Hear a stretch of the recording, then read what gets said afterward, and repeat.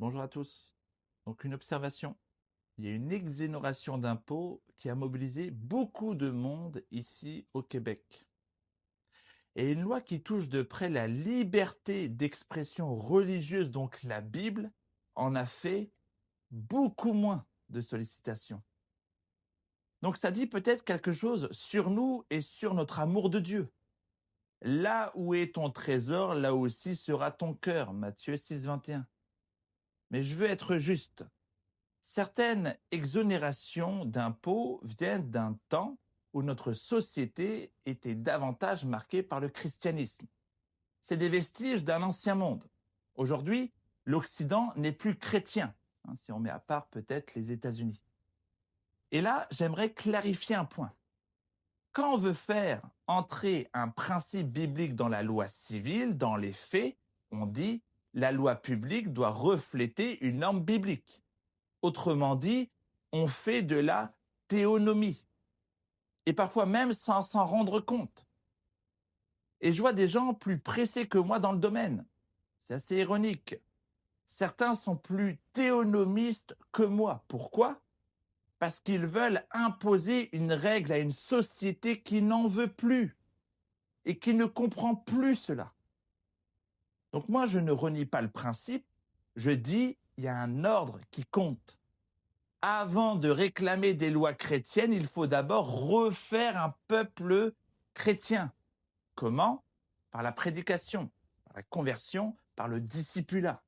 Sinon, on risque deux dégâts, deux dangers cruciaux qui vous guettent. Un mauvais témoignage, des personnes qui vont commencer à s'irriter devant vos privilèges, et une proximité malsaine avec l'État.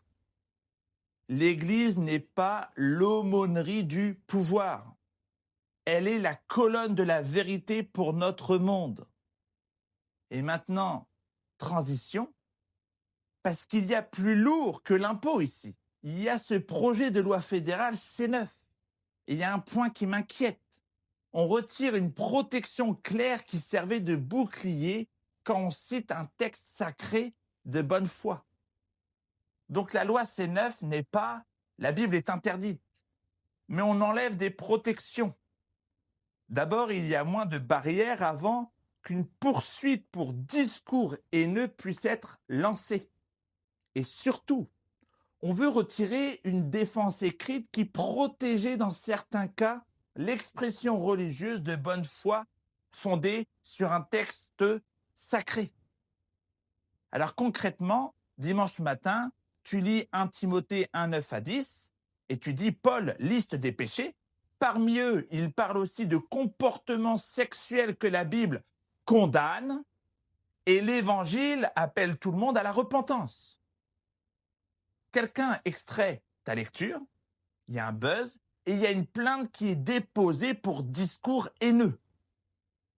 Et si tu découvres ça aujourd'hui, ne te sens pas insulté, mais oui, c'est un signal. C'est-à-dire que nos églises doivent mieux informer et mieux veiller à leur trésor et peut-être moins à leur argent.